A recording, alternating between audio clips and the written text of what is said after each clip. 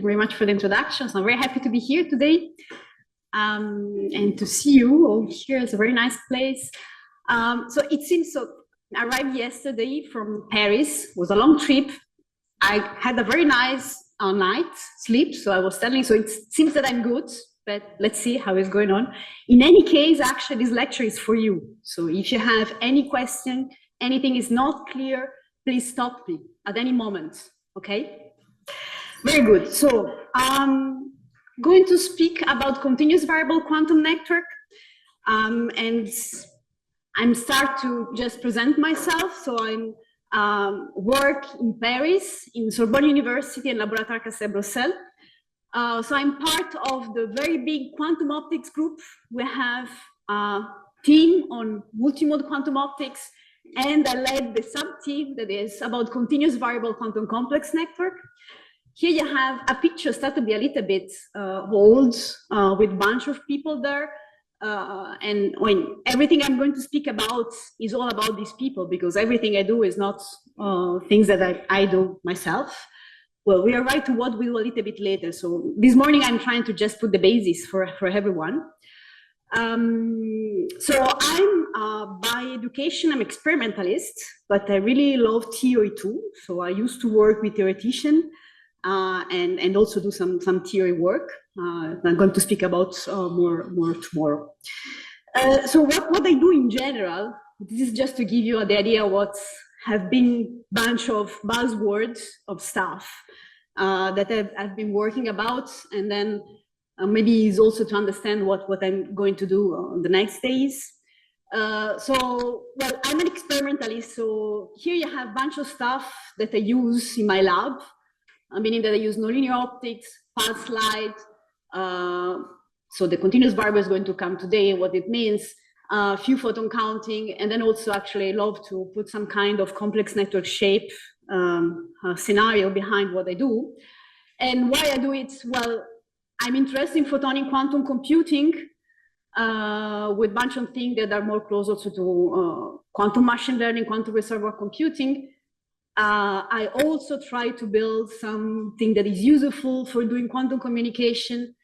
And I use actually this concept of network and complex network shape to probe stuff that is interesting for us, meaning actually simulating quantum environment, quantum thermodynamics, and also probing what are called non-Gaussian features. So for the moment, all of it is just buzzword. I'm not going to touch everything, of course, because the main point is just to put the basis of also on what it means, continuous variable quantum network, especially today. Okay, so let's start from the beginning. Continuous variable. And I start with optics. So probably, I don't know how many of you are expert in optics, but I'm going to start with very basic concepts so that everyone can agree with me and you're comfortable with. So light propagates with different modalities, is what we call modes. And for today, I'm going to work with just one mode of light, meaning that I consider specific polarization, specific spatial shapes, or a specific spectral distribution. And if I just specify one of these modality, probably you know that I can use an harmonic oscillator to describe what is going on in terms of energy, and not only energy. And I think all of you know that, of course, the harmonic oscillator can be put in two different schemes. One is the energy scheme, and the other one is what is called the phase space, mainly position and momentum for an harmonic oscillator. And then, of course, if you go quantum, something is happening here, and you have the ladder of possible discrete state of energy that you can have. And on the other side, well, if you don't know anything, at least you know that you have the Heisenberg principle. So actually you have that you cannot know with infinite certainty both Q and P at the same time, okay? So I think that have to hear everyone agree with me. And I don't know how many of you have heard about what this Wigner function. It's already a lot. So that's good. By the way, I'm going to be a little bit more clear in one moment. But actually, of course, you know that, I mean, if you want to describe quantum state of light, whatever it is, you can fully do by having a density operator.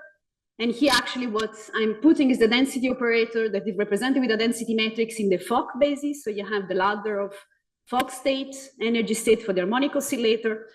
But actually, you can fully represent any quantum state, also staying on the right side. That this is the one of what I call continuous variable description, by having some statistical function. Actually, it's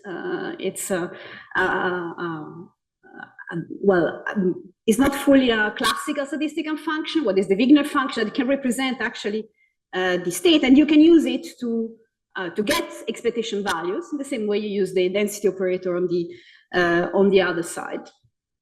Before going to the definition, I mean, here you start to see that I start to get some kind of, so this is probably one of the possible way of writing the harmonic oscillator. I can start to renormalize variable. I'm also going to have a little interlude on this later on, to define what in optics we call quadrature of light, that you can really associate to the real and imaginary part of your fields. So actually, if you can do measure in optics, you can really relate to this X and P, or Q and P, whatever you want. And so this is the definition that I'm giving you for the Wigner function. And you start seeing appearing the sigma 0. That is actually exactly how I call the vacuum variance for Q and P, okay? That for the moment are normalized to 1, but it's not going to be always the case. And so this is actually, I'm going to give you the survival guide in quantum optics in a bunch of slides. But when you write expression in quantum optics, you have always to be sure what is going on, which kind of normalization you have chosen in order to have, if you really want to do calculation, to know where you are going. So this is the definition of the Wigner function. Actually, you take your density operator and you project on specific base of quadrature. So actually, you really look. I mean, if you want actually this density, okay, yes, it's good. You can always write in the Fock basis that as I was telling you before. And actually, when you project each of the term of these basics, you will get the projection on, well, in a way, when you go the marginal of the Wigner function, you get probability distribution for quadrature, meaning that you get the amplitude square of the wave function. And actually, what you're looking at there is a wave function of the Fock state. You know what they are. So this is just to give you an idea, because this seems to be an obscure formula on how to get from one to the other. But when you write in the specific basis of the Fock state, what you get is that you're projecting the Fock state in their quadrature distribution, in their position and momentum. So you get stuff that you know how to deal with. Very good. Well, everything is fully equivalent up to here, meaning that if I stay on the left side, on the right side, everything is the same, meaning that I can use the density operator, I can use the Wigner function to describe my quantum state, and I can get expectation value from both. I mean, the physics is not changing, and you get everything in the same way. Sometimes it's easier to use one with respect to the other, but nothing is different, okay? So why I'm interested in continuous variable, so now I take the experimental hat, is because in the lab is what I measure, okay? So this is the variable that I can get access to for the kind of measure that I do, meaning that I measure Q and P, and I use homodyne detection for doing it.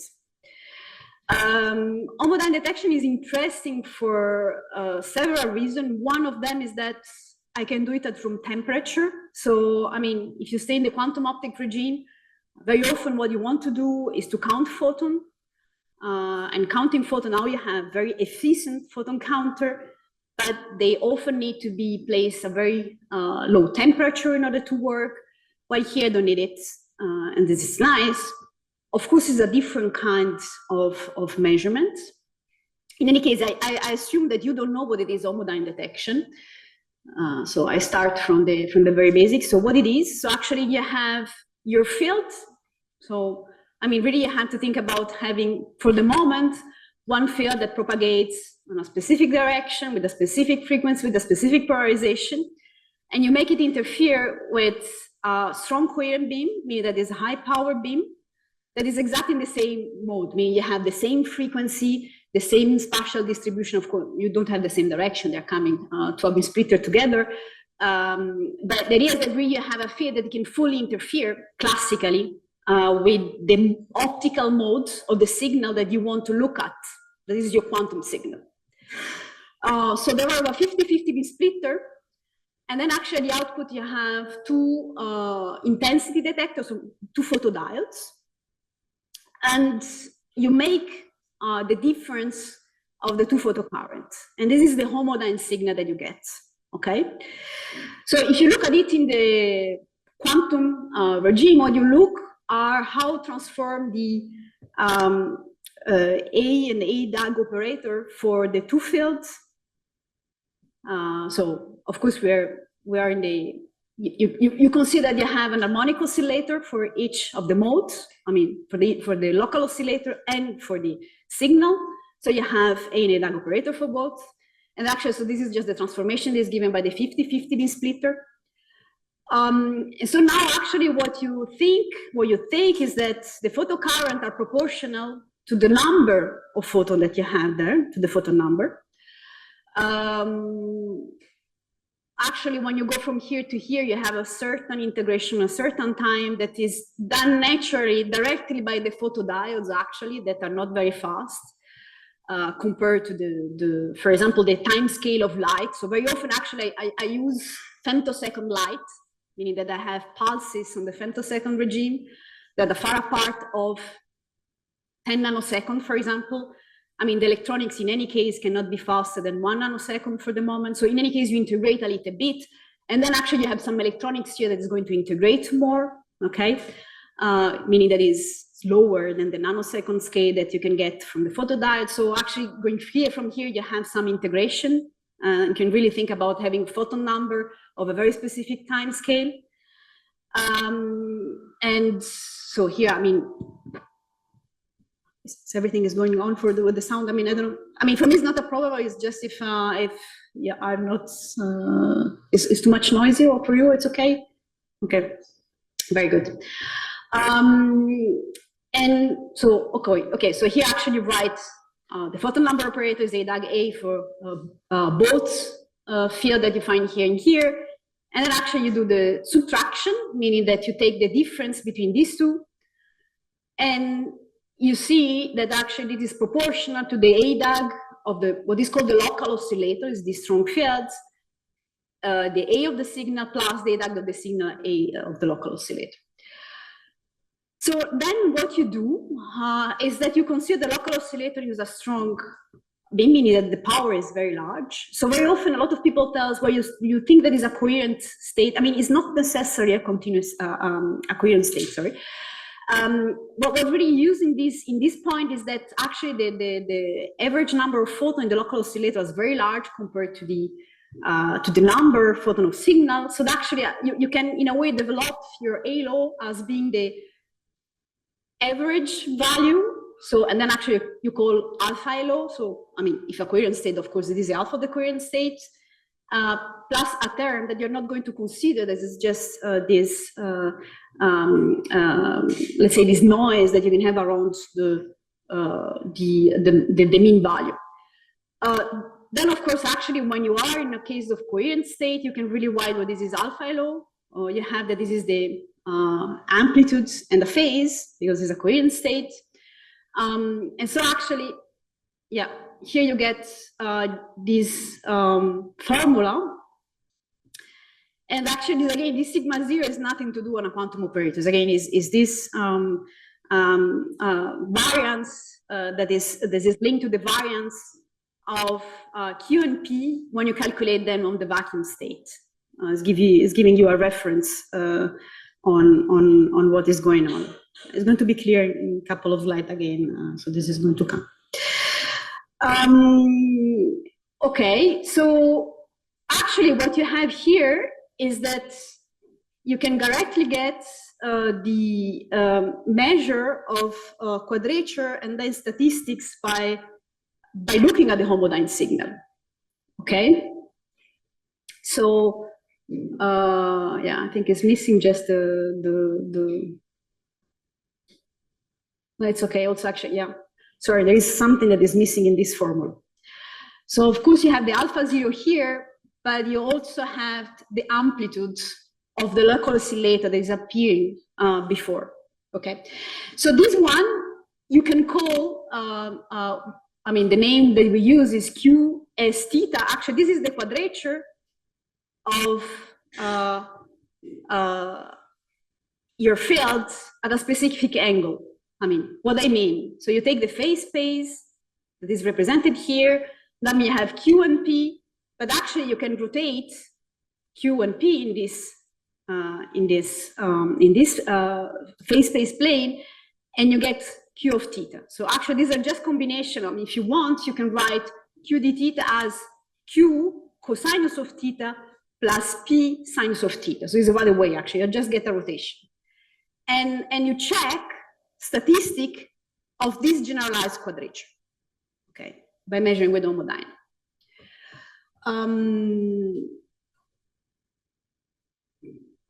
If you want, another way of looking at this problem is to define the P of n operator for these homodyne measurements.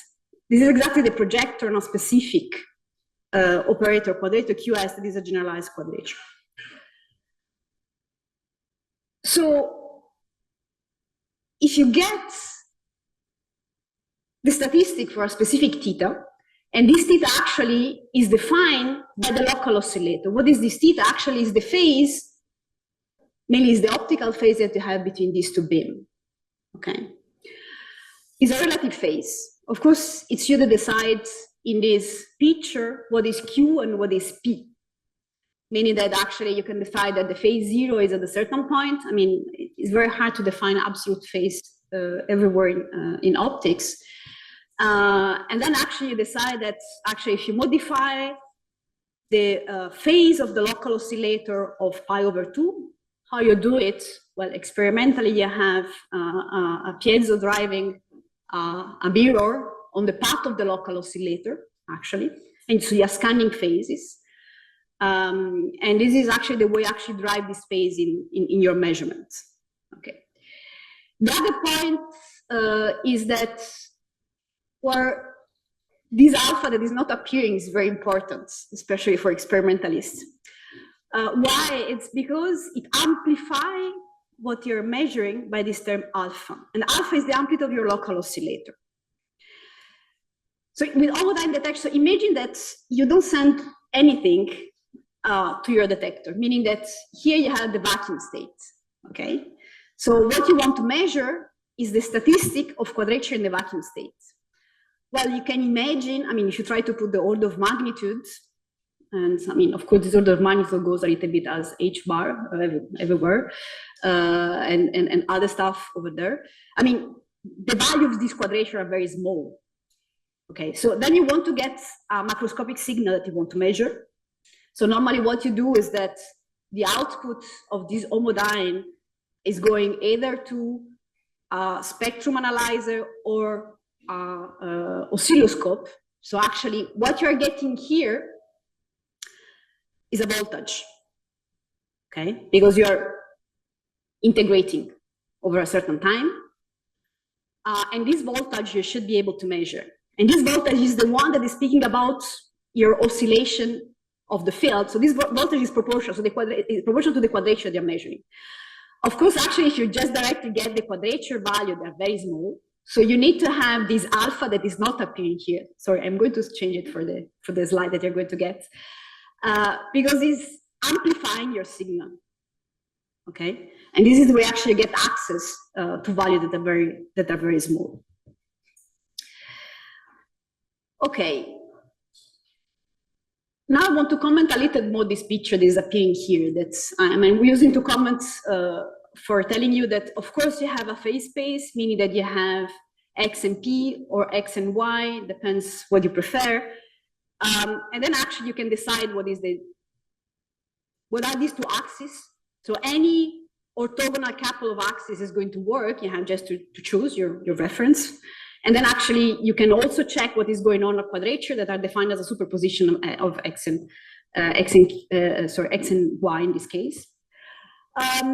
And the Wigner function is nice. Why? Because it's one of so-called quasi-probability distribution, meaning that if I stay in the phase space, is not the only one that I define, but very often it has been used because this one, if you make the marginal of the distribution, directly give you the density probability for the quadrature. It's really the marginal, this P of X of theta, are, if you want, the amplitude square of the wave function of your quantum state. So, and this is something that you can measure, is what you can measure with the homodynamic detector. So if you get a bunch of them, meaning that you scan your local oscillator at different phases, what you're getting are marginal of this function at different plane in the phase space. Okay. So that way, by using this measurement, you can reconstruct the Wigner function of the state. Okay. And if you don't know anything, just think about medical tomography, or in any case, I mean, some imaging scan. Of course, if you have a three-dimensional body, you can do a bidimensional scan, and then you have algorithms that reconstruct the three-dimensional feature of it. And this is really what you can do in principle with Wigner function, meaning that you start with this bunch of distribution for your quadrature at different angle, and then actually, well, what you're doing is that you're reversing this formula, and what you do is what is called the inverse Radon transform for getting the Wigner function of your state. So you can get, this is what is called the quantum homodynamic tomography of your quantum state. And of course, if you get the Wigner function, you get anything that you want to know, because it's like having a density operator, and you can also recover the density operator. Okay. The inverse Radon transform is not the most efficient numerically. So what is done, I mean, it was more than 10 years, I think 20 years, even more, that we changed it from the Radon transform to something else, is to use maximum likelihood estimation. It's not a unique case. I think we can do a full workshop on this kind of methods on how to characterize properly a quantum state, and also if you stay in continuous variable, what is the best way of getting information of your either Wigner function or the other quasi-probability distribution. But let's say this is kind of quite common. So you get a complete set of quadrature distribution. I'm not going to explain you what that means complete, but the idea is that actually you need to have enough a picture of this bidimensional picture in order to get the three-dimensional case. And then actually what you do is, well, more often you directly reconstruct with this maximum likelihood estimation elements of the density operator, and then from it you get Wigner function by starting in any case from quadrature measurements. Okay. Yes.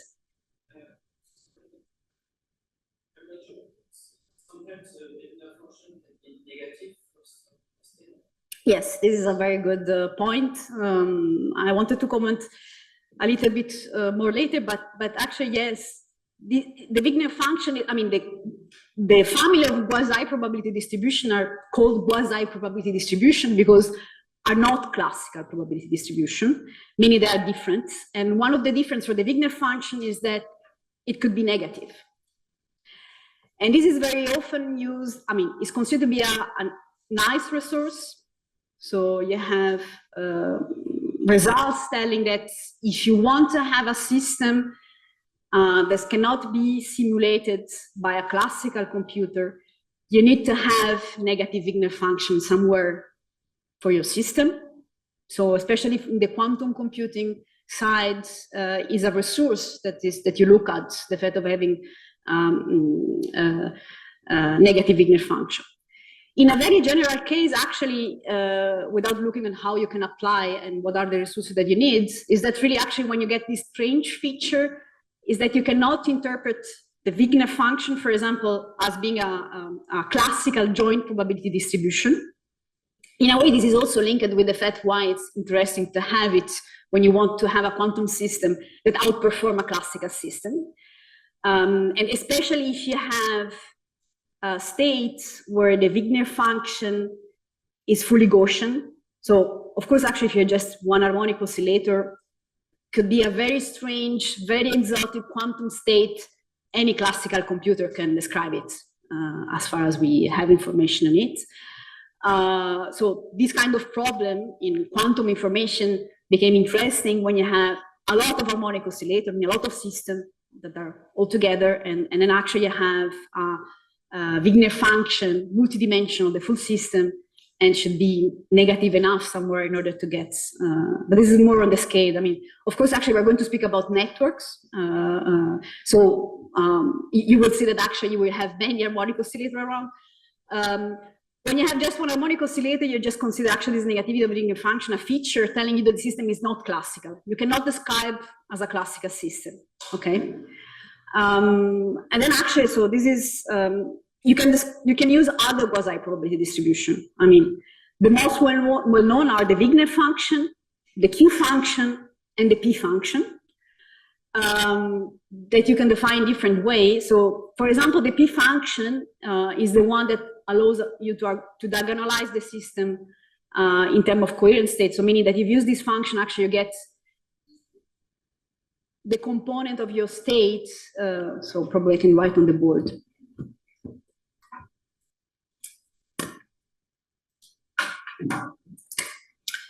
So actually you can write your quantum states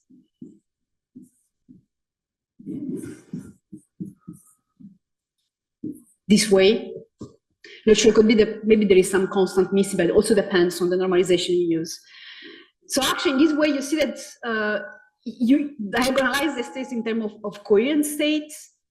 So if this P function is positive, you can interpret your state as being a mixture of coherent states, okay?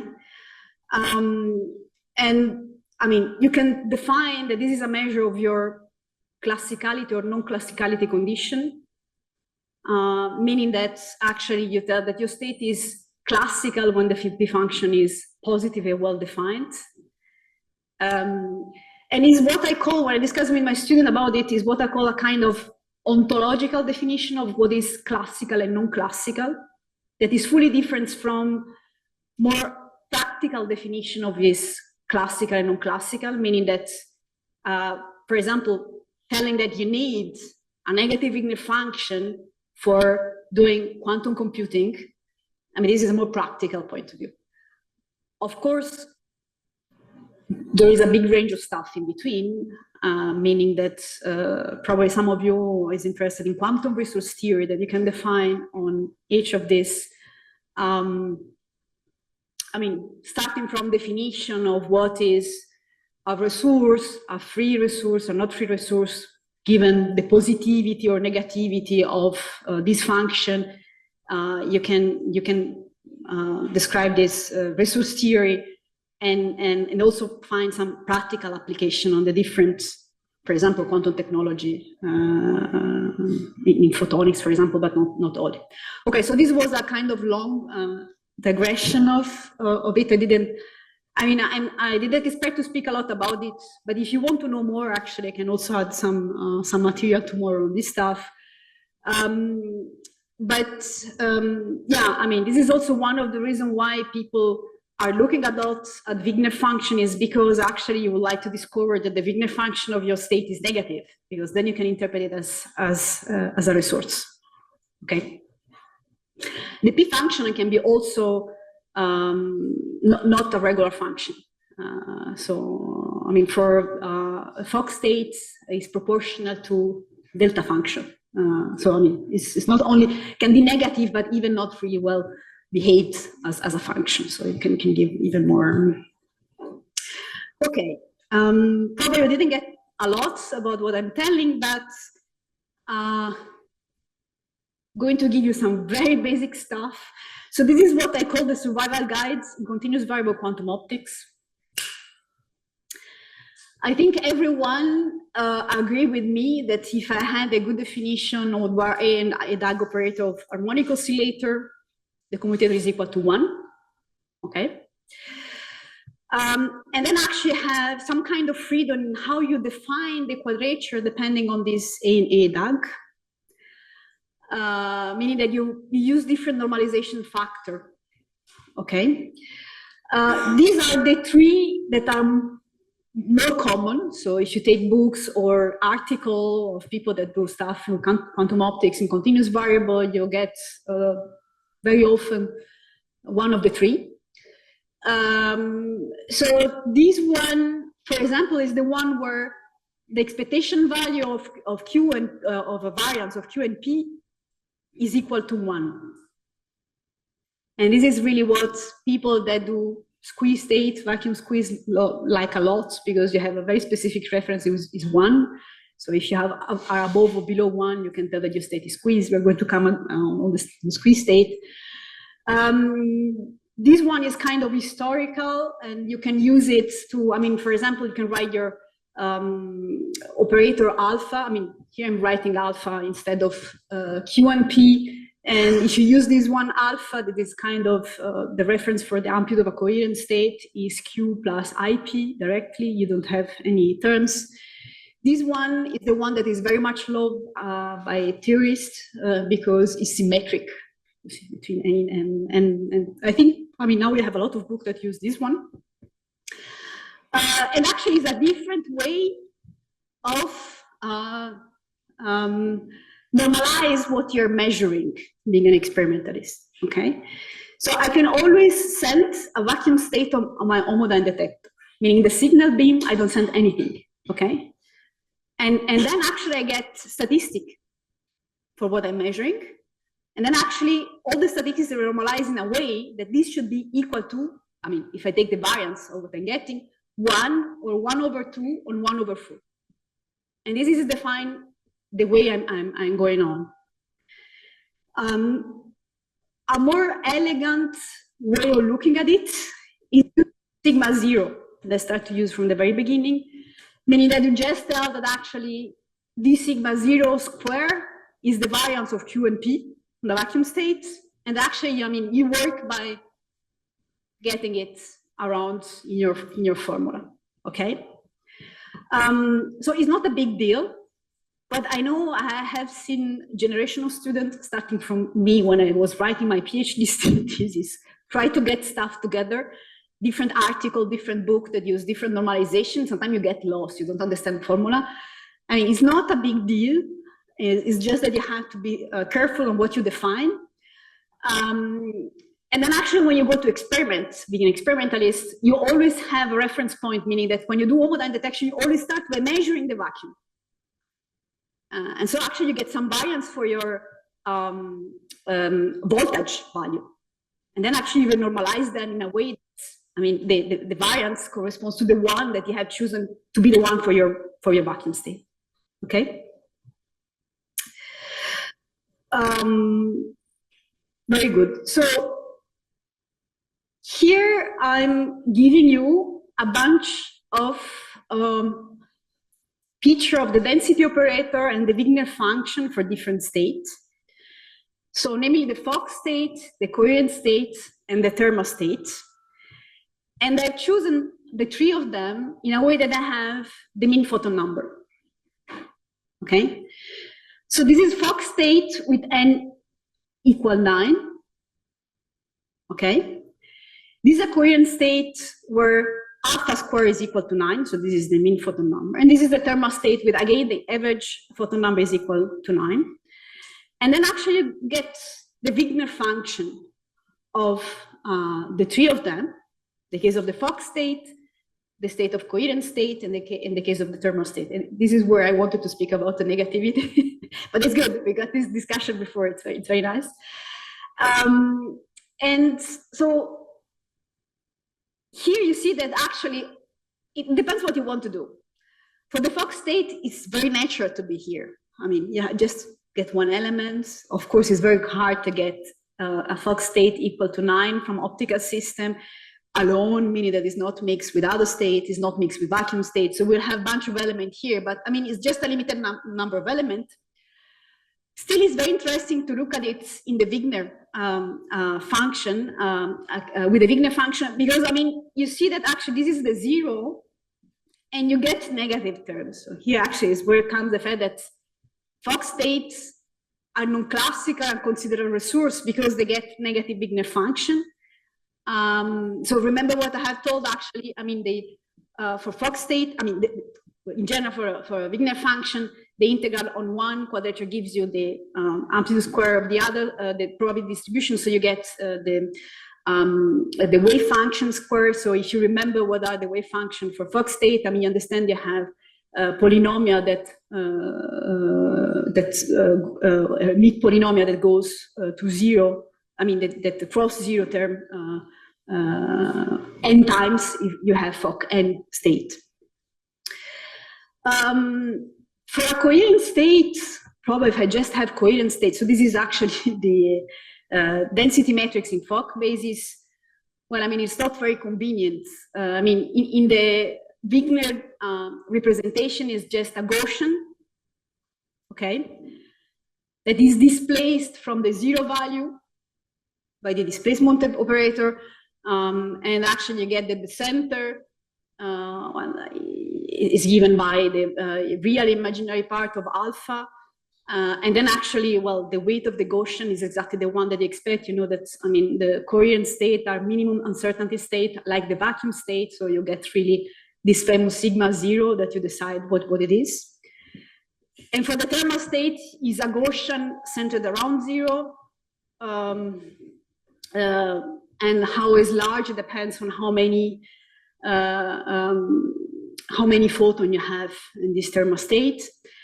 But it seems to be more natural to be in this one than in this one, given that you can be interested in looking at some photon counting statistics, so it's better to look at this case here.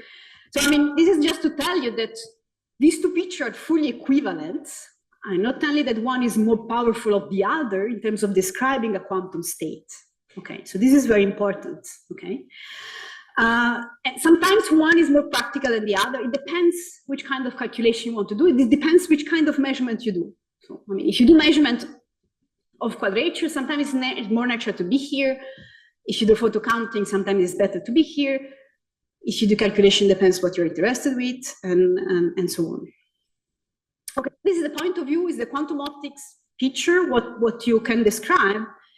And then actually you can, it's a little bit different when you go on quantum information, okay?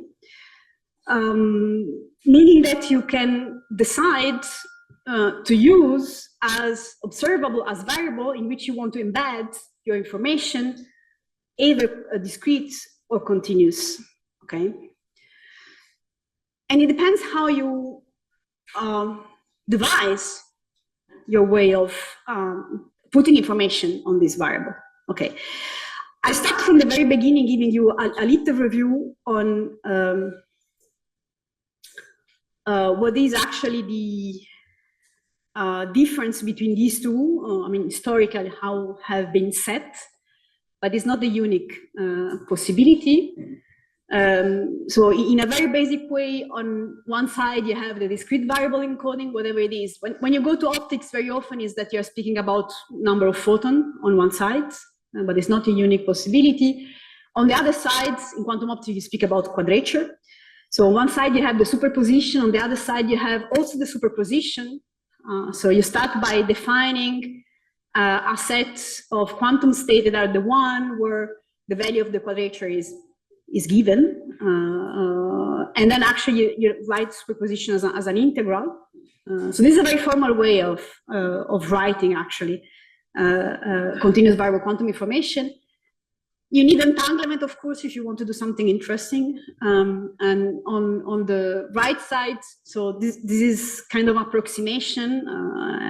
Normally I have to give you the Wigner function of the state, but you get state on one side. You have these, for example, 1 and 0, whatever is 1 and 0 in your discrete state that you can write in this superposition of the two different terms. On the other side, you get kind of delta function between Q and P that strongly correlate Q and P value of two different systems. And then, of course, that you can do on one side, if you want to do quantum computing, you have to define a universal gate set. So this is the one, I mean, the way it's written is the one for a quantum optic experimentalist. If you're a theoretician, probably you write this set in a different way. You also know that you can have different sets at work. And what you can do on the other side of continuous variable historically is that you try to get, so if you want to do a quantum computer, you would like to have the possibility to get any unitary operation. So you write this any unitary operation as a superposition of terms that depends on Q and P. So you would like to be able to run a general Hamiltonian that depends on Q and P. And so you can get a set of Hamiltonian that if you get them and you can combine. So how you do on universal quantum computing here, if you want to do an operation, you combine a different set of gates, okay, in order to get your calculation done. On the other side, what you can combine is a different set of Hamiltonian. And so this was kind of a seminal paper a long time ago telling that a way of doing it is that actually if you're able to run Hamiltonians H1 and H2, what actually you get that you directly get the commutator of the two Hamiltonian. So this is true for a very short time. I mean, this time should be very short in order these two to hold, because of the way you get other term. So if you run H1 and H2, in this combination, you get the commutator. So actually, and you can have that the commutator of the two Hamiltonian is another Hamiltonian, okay? And this is the one that you want to run. So meaning that actually this is a kind of recipe that you can use to build Hamiltonian by getting the commutator between them, running them for a short time in this combination. It's not very practical, I have to tell. It's not the way we really try to do quantum information protocol on this side. But I mean, it's kind of a very solid, let's say, theoretical results telling you that's what you can do, why you have a bunch of Hamiltonian. And actually, you can also define, so this set of universal Hamiltonian that you can run in order, you can combine them in order to get any evolution. So these are single mode, meaning that I just have one harmonic oscillator, Hamiltonian. So this is proportional to this is a real Hamiltonian with the harmonic oscillator itself. So this is giving you phase term. Then you have one that is proportional to Q, one is proportional to Q squared. You need to add something that is called non-Gaussian. So, okay, so the Gaussian and non-Gaussian point of view in continuous variable pictures that you take the Wigner function, for a state you tell that is Gaussian or non-Gaussian if the Wigner function is Gaussian or non-Gaussian, okay? And then actually you can define operation that change your states, but keep the Gaussianity or non-Gaussianity part, or they give you some non-Gaussianity. So if you run this Hamiltonian, actually you can squeeze your Hamiltonian, you can deform it in the phase space, but it stays Gaussian, okay?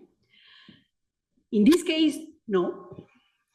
And the kind of Hamiltonian you have to consider in order to have something that is non-Gaussian is to have an Hamiltonian that depends on Q squared, on P squared, or beyond.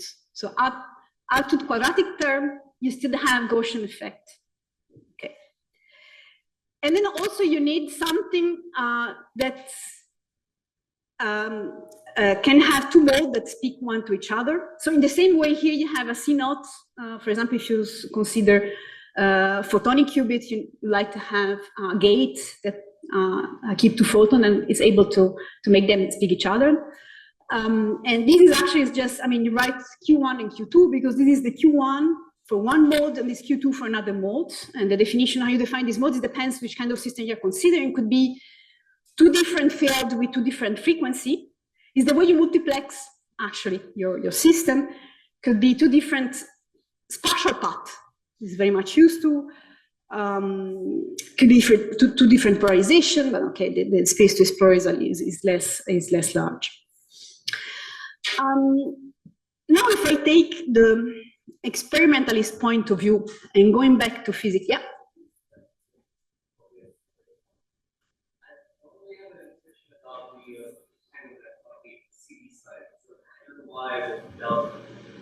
We're going to look at it in few slides, I guess. But so, of course, actually, I didn't speak about how do you get this, which kind of state I'm speaking about. And also, I think it's a delicate point in the sense that if I take a quantum state and I tell you that it's entangled, okay? Again, you can decide to look at it by using continuous variable or discrete variable picture, okay? So you take, for example, the witness that you prefer for entanglement, and actually you can build both in discrete and continuous variable. And the state is entanglement independently on which way you look at it. But sometimes you have witnesses that are easier to use in the continuous variable case. And also actually that tell you that you can really, if you use certain witness because you do specific measurement, okay? Meaning that I use homodyne detection, for example. And also actually because probably I want to encode my information on this variable, okay, which I'm trying to set now. And actually meaning that this entanglement can really see on this continuous variable. So what does it mean, this state, and how we use it is going to come. But you're right, I really didn't explain yet what does it mean, okay?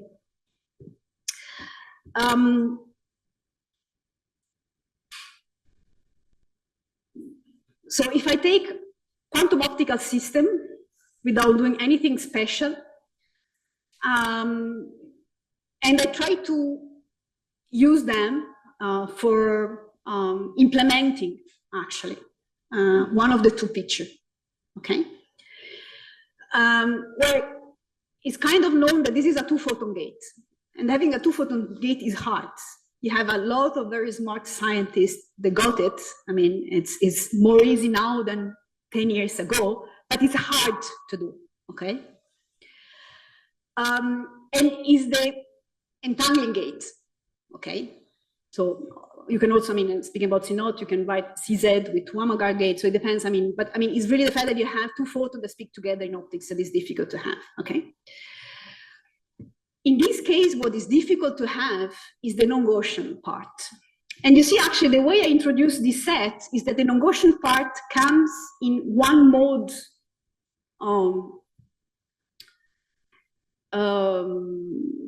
operation. While the entangling the gate, as you see Z, that actually a way to answer to the question before is that actually these kind of correlation that are the one that you get while you run this gate, this Hamiltonian. I mean, it's easier to do that, for example, this cubic gate, okay? And the reason why it comes from the same kind of physics, meaning that this is a strongly nonlinear process in optics. This is a strongly nonlinear process in optics. And it's very often the same process that we are looking at, okay? And you see that the difficult part in the implementation arrives for two different gates in the two sets, okay? One is the non-Gaussian single mode one is the entangling gate, okay? So why I'm pointing out, because I mean, what I had told before is very true. Continuous variable, discrete variable, the way of describing your quantum field is exactly the same, okay? Then which kind of gate sets you use, how you define the encoding in quantum information, on my point of view, is what make the two pictures different. Also, there is not a unique way. I mean, you can find others than this one. I mean, you can find other set of gates. As far as the state in photonic system, so this is going to be very hard, okay? Then also you can use other technology. I mean, this is not so hard if you're speaking about two atomic qubits. I mean, they can speak very easily each other. Then could be a little bit more difficult to make them coherent. So, but I mean, so this is, it's really, there are two different layers. One is the description. One is what are the variables in which I'm going to put my information? How I define the encoding? So which kind of operational way of putting my set, my universal set is done that changes to different things. In this specific one, if I look at quantum optics and experimental realization, I mean, the difficulties arrive in different way. And probably is the reason why one and the other are not totally equivalent, but also depends on the system and the implementation that you're looking at, okay?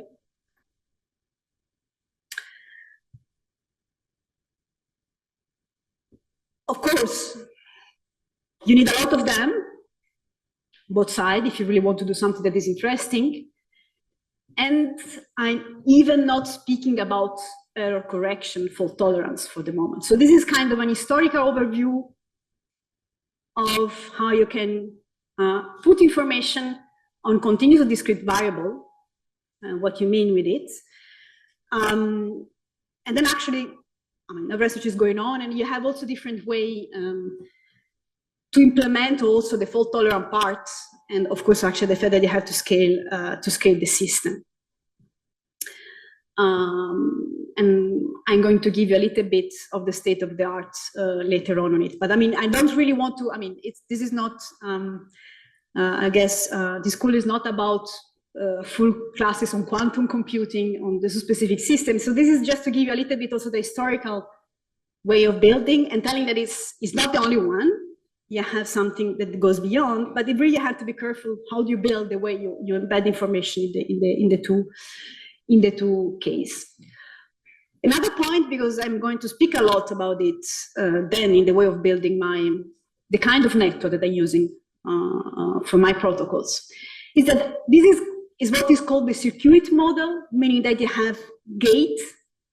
I mean, in the other case, the Hamiltonian that run for a certain time is the kind of gate, and then you actually can discretize the kind of calculation you do by using set of gates. There is another approach of doing calculation. This is measure-based model. So how many of you have ever heard about measure-based quantum computing? Okay, so good. I don't know if you have seen the one on discrete case, discrete variable case, on continuous variable case. I will do the one in continuous variable case. But I mean, I just give you the concept here, and then we're going to build a little bit more on it in the next classes. So in the measure-based concept, you have a large system that is entangled, and the way you do it is that you build what is called a cluster state. Discrete variable, continuous variable cluster state are different. In the continuous variable case, what you get is that, so these are different modes of the fields. Again, you can decide that you have a multi-frequency system. So this is just a graph that represents the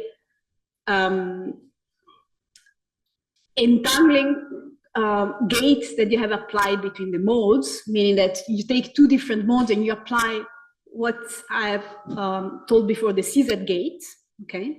And so this is what it means, this link, is that I apply this gate. And actually you get that between these modes, you get these kind of correlations that, again, we're going to see a little bit more also in details, but it's really, these are the kind of entanglement correlation that I'm going to use in my cluster state in order to build the model.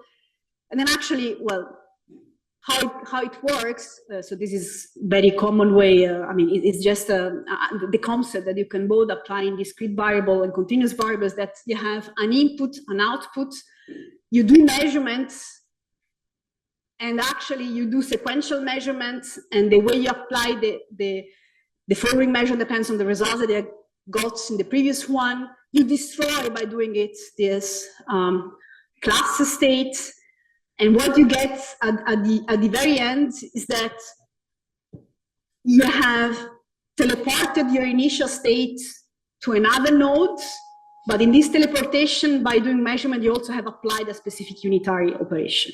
Okay, so this is the general concept. It's not yet the recipe on how to do in the different case. But this is also the kind of network that I'm going to talk a lot during the 4 classes that we have, that I'm not going to use only for quantum information processing. Is going to be a general way I define the network in continuous variable that I have in order to work with for doing different kind of protocols. Okay. Before going to this general network, first of all, do you have questions how to hear? Yes.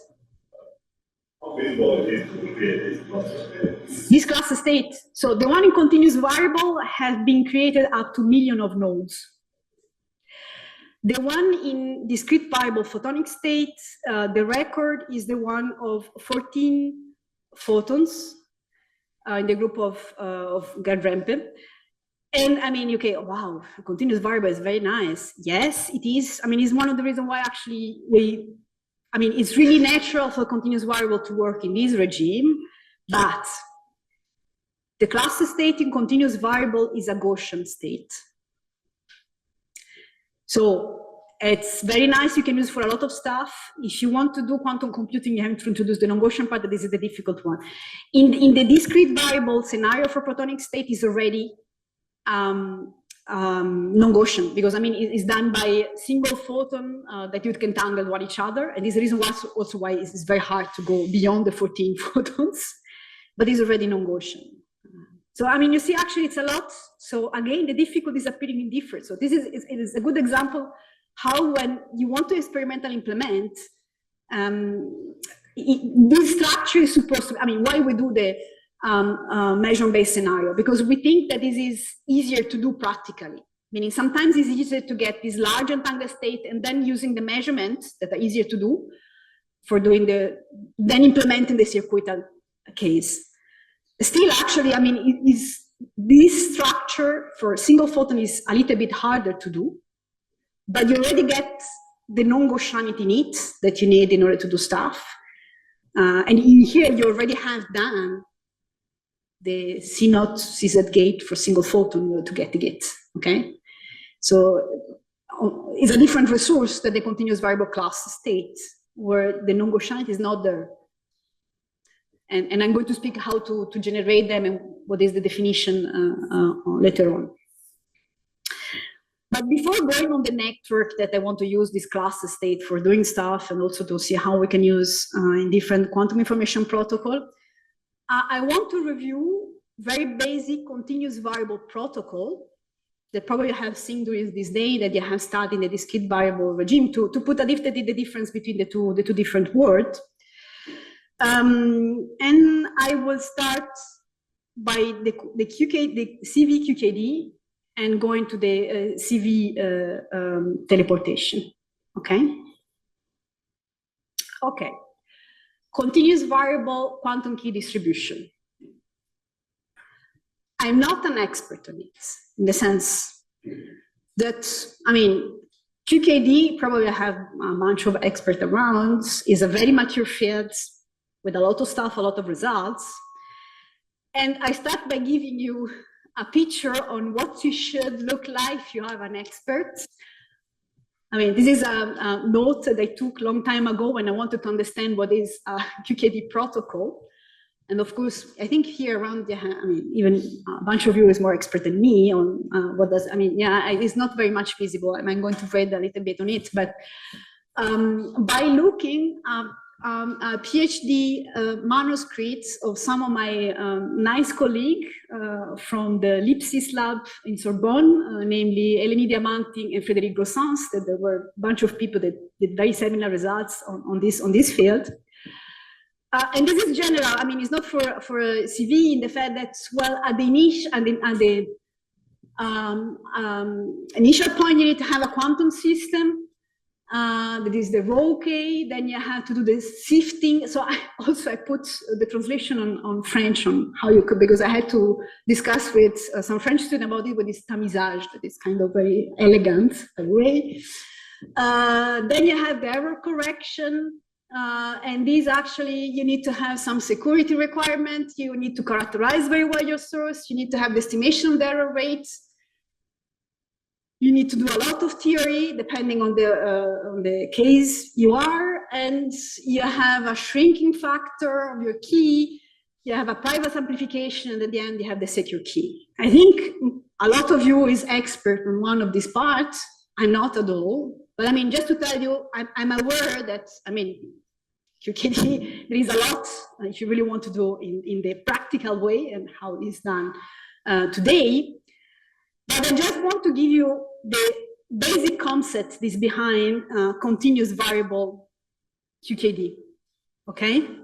Then of course, all the stuff, I mean, can be done separately, but this, I mean, this is just to have the idea, the intuition about it. So how it works, actually, you have, of course, Alice and Bob, and what this does, Alice, is that draws two random numbers from a distribution that I call XA and PA. And then Alice built a coherent state that is actually XA plus IPA, okay? And it sent it to Bob. Where in continuous variable setting, what does Bob? Use homodyne detection. What does Bob decide each time to measure either X or P? Okay. And then Bob informed later on a public channel what was the choice, if he was measuring X or P on the state, okay? And then actually Alice then keep the value XA or PA that I sent at each run, depending on what Bob decide to measure, okay? Why it works? Well, it works because X and P do not commute. In the sense that actually, if you measure X, you lose the information on P. So if you have Eve somewhere that's trying to measure, I mean, she has to choose measuring X and P. She's going to perturb, in any case, the state. What she can do, for example, in this case, I mean, is she measure X and P and try to reconstruct a coherent state from this X and P but I mean, probably she's going to just decide randomly. She has measured X, she sent P that is random with respect to X, she sent Bob. And then again, I mean, this process, I mean, it's very, the kind of reason that you can get is exactly the same that you get in discrete case, meaning that you, by comparing results that Alice and Bob, I mean, that Bob gets, given that he says what have chosen as basis, you can find that there is some error, because sometimes he tells, I measure P and I got this value, and Alice tells, well, I didn't send this value. So probably either there is some losses, either there is Eve. Yeah. The same, sorry? So this is the kind of question that I wouldn't want to ask, because it belongs on the kind of, I'm joking, but in principle, you need to have a local oscillator. I have been told my colleagues that are very expert on it, because in this way, actually, it's, I mean, there is no ground basis. I mean, you can think kind of attack where Eve, I mean, control the local oscillator of both, and all this kind of paranoid scenario that you find in QKD, and yeah. in classical P distribution, when you measure with the different bases, you actually get a uniform distributed bits. What happens here if you measure, let's say, now let's measure like the position of the object. But you get a Gaussian distribution or what? So actually, very often in these fields, you consider to have at the beginning a Gaussian distribution. So it's also, I mean, the reason why we are considering coherent state, I mean, this is a Gaussian distribution. So Alice really brings this coherent state that has a Gaussian, is Gaussian in both X and P. And she used a Gaussian distribution for getting this random number, the classical number at the beginning from two Gaussian distribution. And the most of the work that, as far as I know, has been done in case of Gaussian statistic. That you can always check on your system that you have or you don't have, a priori or a posteriori. And then again, it depends a lot on kind of paranoid scenario you are. I mean, I'm telling paranoid because my colleague, Frédéric Grossens, that was one of the one really starting this field, they always speak about, well, you think about being fully paranoid, you think that you have Eve everywhere, eavesdropping you, and this is the way you go actually. And then of course depends a lot. Regarding the question of the association, and one both measures, right? So it both needs of the so it's one. Yes, I think also again you can have different kind of protocols. So this is the very basic one, the one that was devised in 2003. Again, I'm not an expert. Probably you can have. Well, yes, only by Bob measure, but very often, for example, well, I was telling you, for example, that, I mean, of course, you can decide what is the X and the P value on your phase space. And Alice and Bob should have the same. So you send a reference. They can also use as a local oscillator, or in any case, you have a common reference sometime. That could be a different frequency and whatever. So you still have some classical communication and some phase locking that should be done by using the same kind of beam and so on. And then actually you don't want to use this beam as a local oscillator on Bob's side because you want to have an independent. So again, I'm not expert, so I'm not sure that I'm giving you the fully accurate answer to it. I can give you a bunch of reference. But yeah, I mean. Perhaps this is a super basic question, but in EV, you believe the not going theorem and the legal statement that forbids me from just putting a beam splitter, just getting information. But this is right, like, so forbids me from just putting a beam splitter. You can do, but I mean, heterodyne, you don't get the full, I mean, but you measure heterodyne, for example, you can reconstruct the Q function. But I mean, you get some uncertainty. I mean, you cannot get very precise both value on Q and P. So there is nothing as fancy as the non-cloning theorem or the... I mean, you apply the non-cloning theorem in the sense that you cannot measure in any case fully a coherent state by using a B-splitter. Because you can just measure the real part or the imaginary part. So Eve can decide to measure. Imagine that Eve is so smart that she's able to get part of the local oscillator of Alice and Bob. They use the same, so she has exactly the same reference. Okay, so she has to decide again if she measures X or P at this B-splitter. She can measure both, but she loses. She gets some uncertainty, which is exactly one of the heterodyne. Then we can discuss about the fact that heterodyne can be used to sample the Q function that is in any case a full, but you have to sample, it's just not just one measurement. And then, I mean, she can measure, in a way you can think that she's measuring either X or P, and then she gets the other. And then she resends, for example, a coherent state with the X that she's measuring and the P that she has guessed.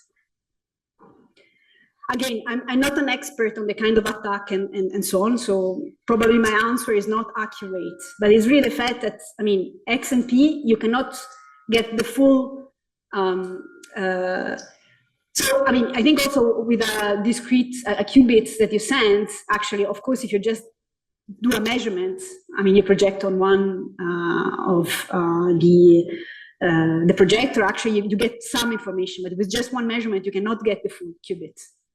of course. So the way the non-cloning is not, and this is the same here actually. You cannot get the full coherent state that Alice is sending, not all the information about both X and P. So I'm showing you, so this was the first historical result.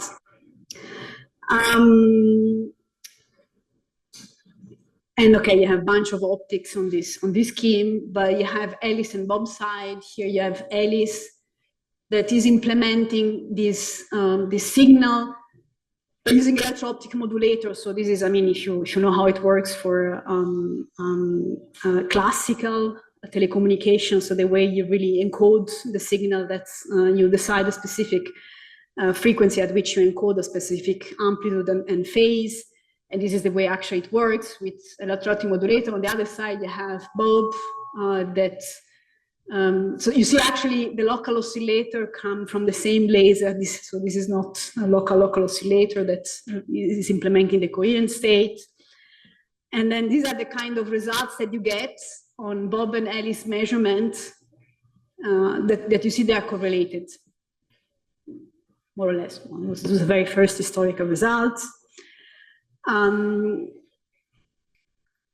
So I'm going to show you two slides. That was not my slide. So this is a slide from Philippe Granger that was, I mean, part of the team that implemented the first protocol, where to tell that, of course, actually, I mean, I was really presenting the very basic, you can add a layer by considering losses, noise that you can have in the channel. That is the very basic first step that you have to do.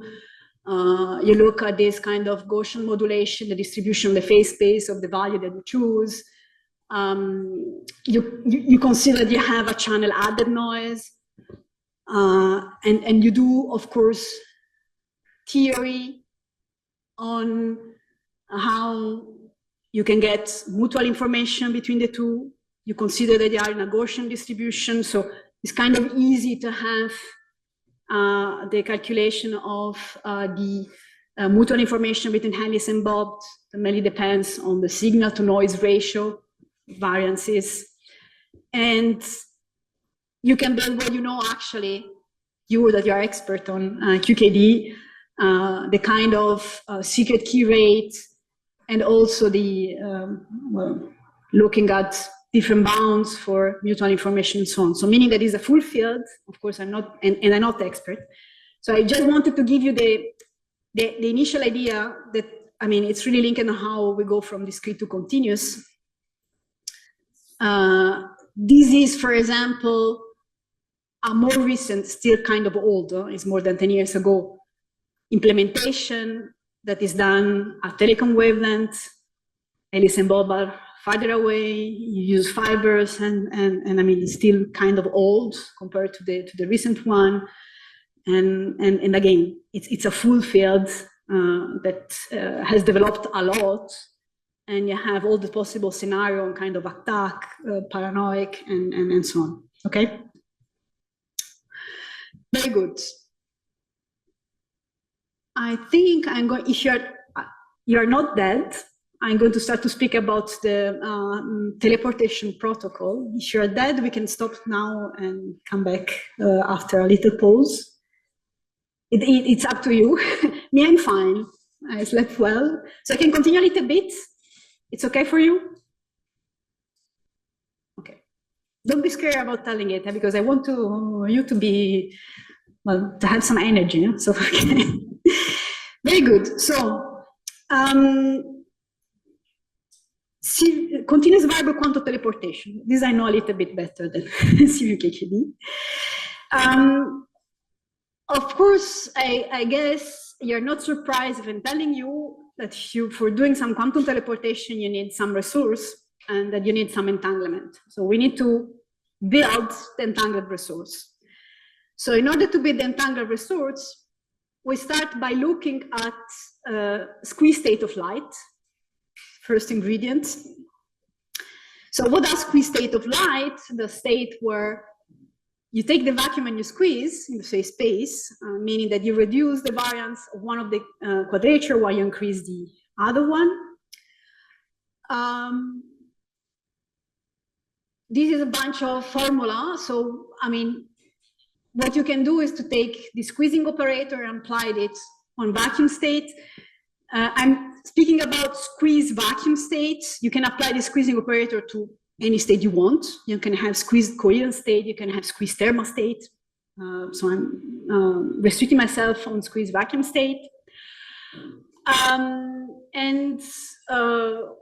What you get, so this is actually the description on in the FOC basis. So of course it's a pure state. I can write the vector, and you see that actually it's composed of only even number photons component.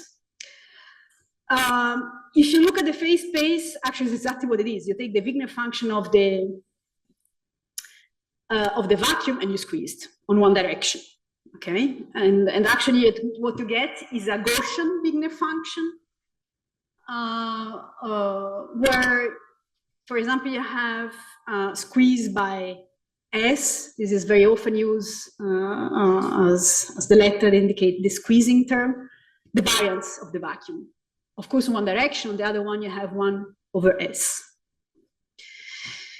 Okay, what it happens if I measure the squeeze state with my local oscillator, meaning with my homodyne detection. Okay, so this is what, how many of you have seen this picture before? What do you think about this picture? Okay, it's kind of a strange question asking, because all the students of my group that come to this picture, and what the hell? I thought that this is what I can measure in my lab, but it's not the case. It's a collection of measurements. But okay, I'm going to comment. What I'm imaging here is that I have my homodyne detection system that goes to the oscilloscope. And if I don't send anything, I got some kind of distribution for the vacuum. But so you see, actually, I have, so at each, if I really plug my homodyne detector on an oscilloscope, I see a kind of signal that has kind of, it depends in which regime you're working with very, very often. So I work with pulses, so you have signal that oscillates. This is kind of random shape that it repeats at each, let's say, time you can get a pulse that you cannot interpret very well. And this is actually is a signal that you have to, it is a 1-point signal that corresponds to a specific pulse that is sending, and then actually you have to renormalize after you have seen what is going on for the vacuum case, whatever, and then you get 1 point. At each pulse you get 1 point, that is a value of quadrature that you have measured, okay? What is here in this picture is that actually I'm considering that it is like my system is very smart and is measuring a lot of points at the same time. So this is kind of a distribution of specific time. And this specific time, it does not real time scale of the oscilloscope. It stays for a specific phase I have set for the local oscillator. So imagine I've set the phase 0, okay? And I measure many times the phase 0, meaning that I measure the quadrature X, and I get a bunch of the results.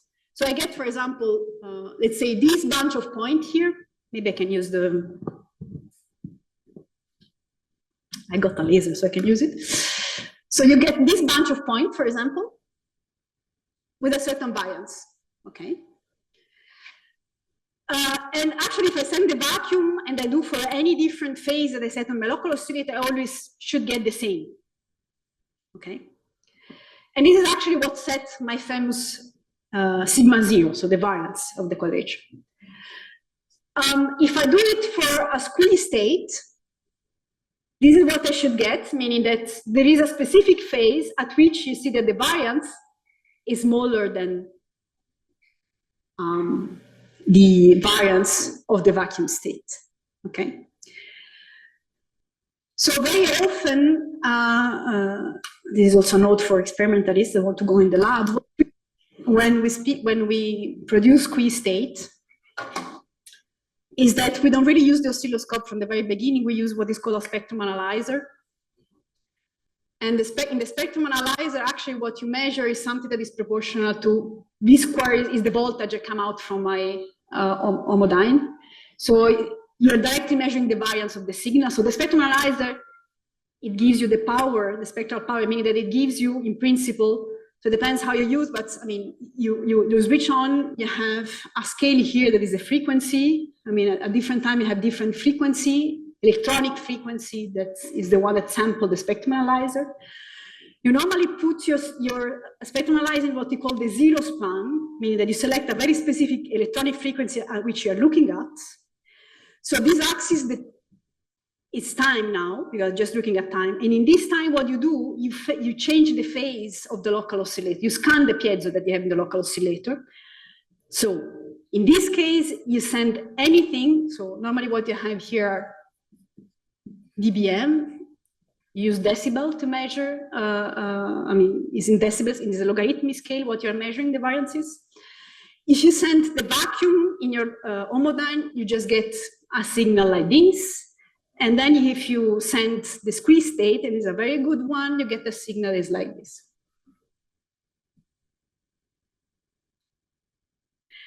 Very often you get something like this.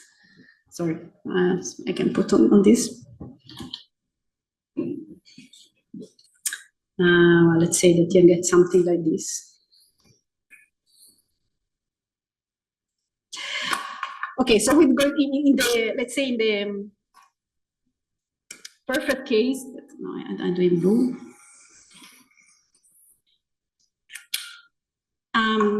Actually, what you do, you can tell, okay, here, if I squeeze my state along the x quadrature, here I'm measuring x, and I got a value of squeezing. And then actually I'm moving my local oscillator, and here I'm measuring p, and I got anti-squeezing that I have in p. And if you remember what I put on the Wigner function before, if I have a pure state, they are the same, okay? Experimentally, it's very hard to get this because you always have at least some losses. And so actually you get that the squeezing is reduced and the anti-squeezing is amplified, I mean, is larger. And this will reflect the fact that you're mixing your Wigner function with the Wigner function of a vacuum state, okay, when you have this case. Okay, so this is what to comment because I mean, you find in book this picture that's very nice. It's really, I mean, you can build this picture, but it's not a real measurement in the sense that you don't put the signal on the oscilloscope and you get this.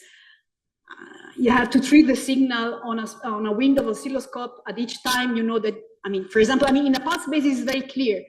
You want to have the quadrature of the time frame that corresponds to a pulse of your local oscillator. So you kind of you integrate this voltage, and this gives you a value. You do a bunch of timing for the vacuum state, because then actually you get the variance. So the mean value and the variance of the voltage that you get, and these are the reference point. You want to be the mean value equal to 0. So if you get a certain value, you shift all the data by this value, and then you divide by the variance you get, because you want this variance very often to be equal to 1. You choose sigma 0 equal to 1. And then you send the squeeze state, and you do the same, actually. You do the same integral on a window, and then you get a bunch of points. This is a way of getting the full statistic. Yeah? What determines how fast you have to sample the OSP? Is the cost? It depends. Okay, so the limit normal very often is the stability of the system that you have built, meaning that if you really have a piezo that is scanning, you want the piezo to be fast enough in order to have a signal that is really repeated by itself. So, I mean, you don't get noise in your signal.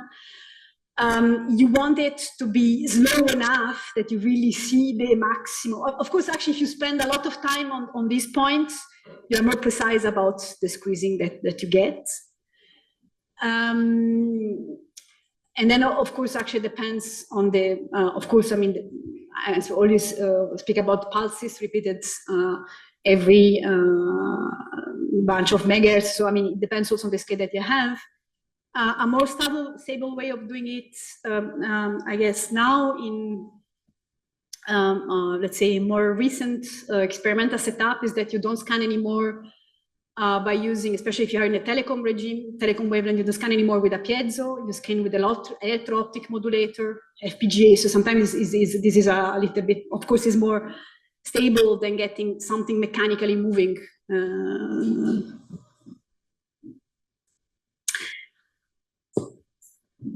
Okay, so this is the theory and experimental part about squeezing.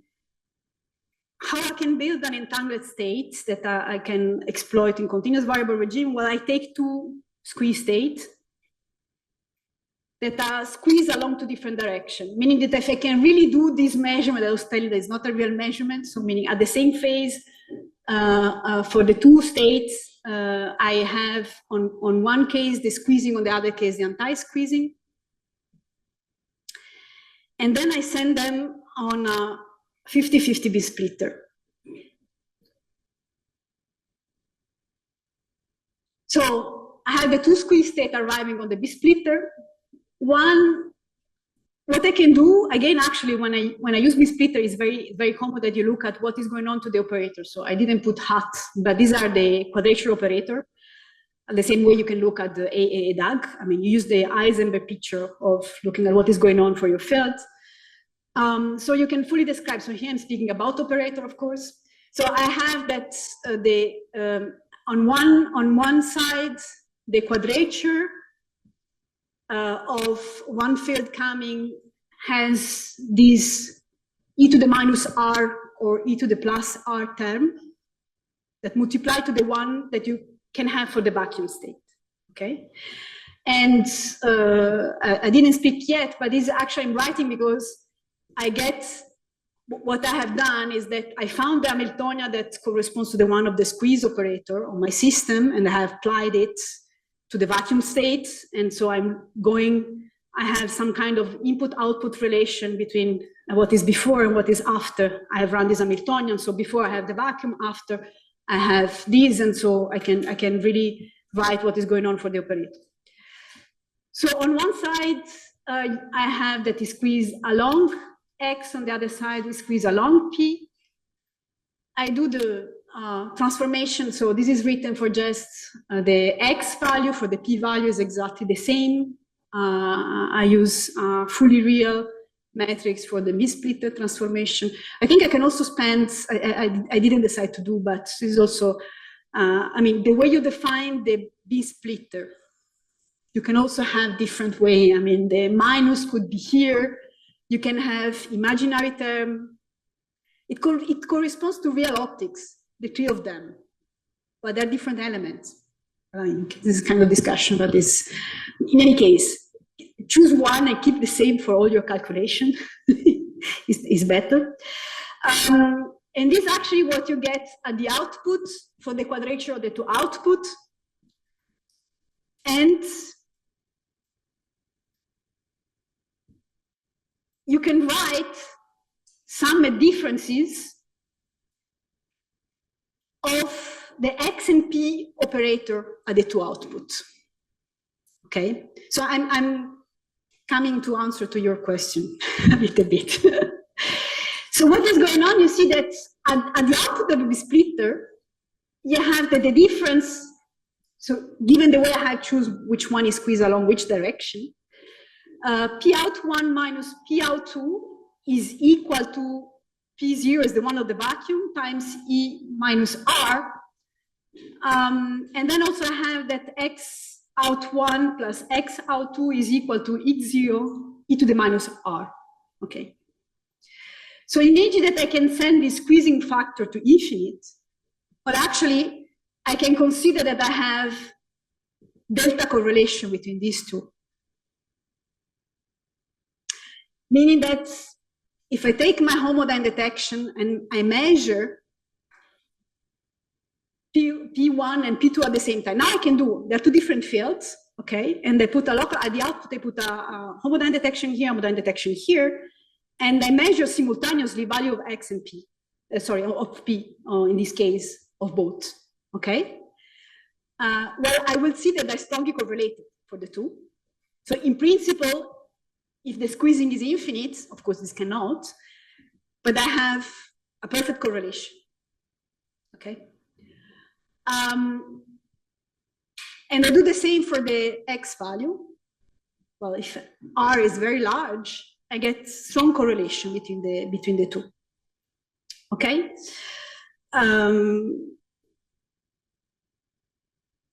I give you another slide, and then I think I will do in any case the pause before going to the, because I think you need a little bit to refresh your mind.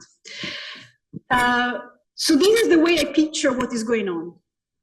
Meaning that I have my two squeeze states, I use the phase space, I send them to a beam splitter, and the output, I'm picturing again the phase space of one of the two, okay?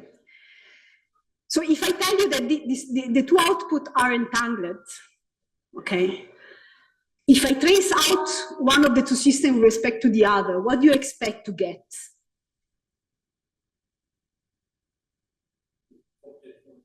Yes, you get a thermal state.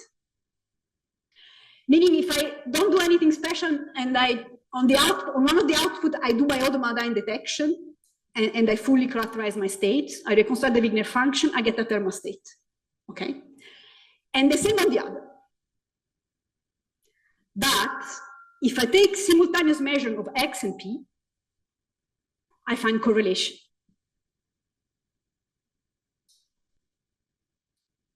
Okay?